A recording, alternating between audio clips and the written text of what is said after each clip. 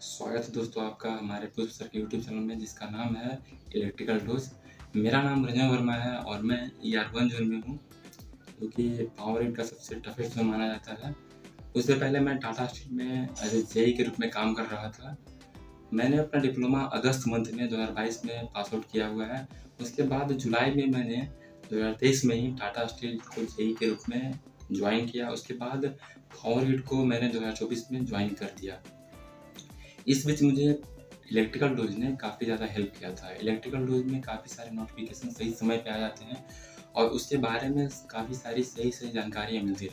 दोस्तों, एक मेरा दोस्त है जो कि रूम पार्टनर है, अभी फिलहाल DRDO में सिलेक्ट हो गया है।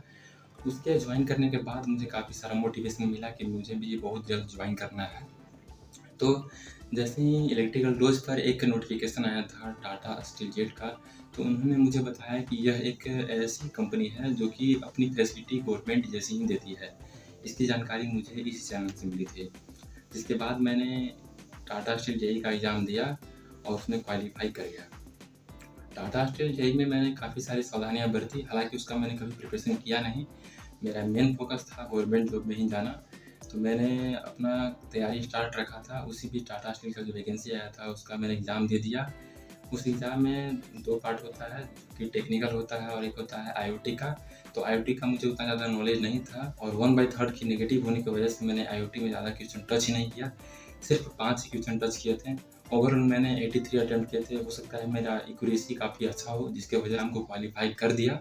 इंटरेस्ट तो मुझे उसके इंटरव्यू में आया था। इंटरव्यू में मुझे 2-3 टर्म बहुत ज़्यादा क्रिटिकल हुआ था, उसको मुझे सामना करना पड़ा था। उसके सामना करने के बाद मैं उसमें ईज़िली ज्वाइन कर गया। तो टाटा स्टील में क्या हुआ था कि जो इंटरव्यू हुआ था, इंटरव्यू में मुझसे 1-2 सवाल पूछ दिया गया था, जो कि काफ़ी इंटरेस्टिंग है। मुझसे पूछा गया था कि आपकी हॉबी क्या है? तो मेरे मुँह से गलती से निकल गया था कि मेरा हॉबी है डायरी मेंटेनेंस करना, यानी कि डायरी लिखना। तो सर ने पूछा था कि तुमने डायरी में क्या-क्या लिखा है? तो मैंने बताया था कि महापुरुषों के बारे में लिखा था। और महापुरुषों के बारे में मुझसे पूछा गया था कि तुमने एक मांझी जी के बारे में लिखा है। एक मांझी थे जो कि बहुत महापुरुष हैं। तो मेरे दिमाग में उतना क्लिक नहीं कर पाया और मेरे मन में आया कि जीतन मांझी।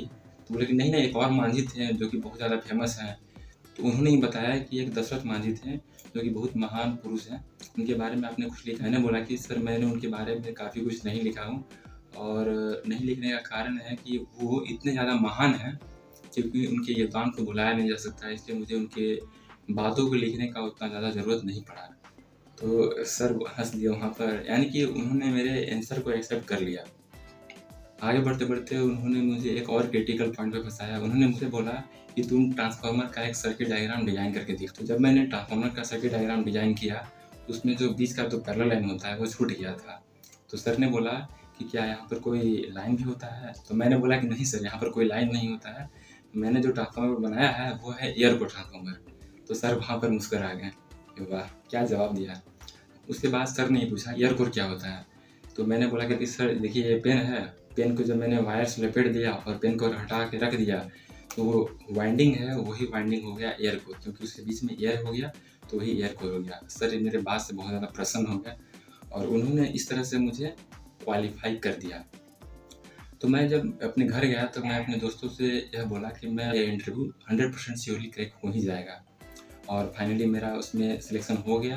टाटा स्टील जेईटी में मैंने 1 ईयर का ट्रेनिंग किया था। उसी ट्रेनिंग के बीच सर ने मुझे पावर ग्रिड के बारे में बताया, जो कि इलेक्ट्रिकल डोज पे ही आया था और उस वीडियो में मुझे फैसिलिटी के बारे में बहुत ज़्यादा बताया गया था। हालाँकि जो फैसिलिटी बताया गया है अब पावर ग्रिड में उससे भी ज़्यादा फैसिलिटी बढ़ गया है। तो उस वीडियो से मुझे काफ़ी सारा मोटिवेशन मिला और मैं अपना टाइम को टाटा स्टील में काफ़ी ज़्यादा शेड्यूल कर दिया। मैंने नहाने-खाने का टाइमिंग बहुत ज़्यादा फिक्स कर दिया, सोने का टाइमिंग काफ़ी ज़्यादा मैनेज कर दिया, जिसकी वजह से मैं अपना प्रॉपर टाइम निकाल पाया।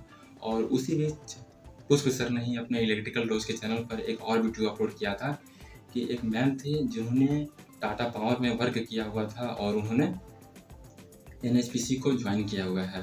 तो उससे भी मुझे कहीं ज़्यादा मोटिवेशन मिला था, जिसके बाद मुझे लगा कि मैं भी अपने इस काम के दौरान टाटा स्टील में रहने के बाद और आगे ग्रो कर सकता हूँ। हालाँकि वह जैसे ही उन्होंने बताया था कि यह गवर्नमेंट जैसी ही कंपनी है, गवर्नमेंट जैसी ही फैसिलिटी देती है, वास्तव में वो वैसा ही निकला था।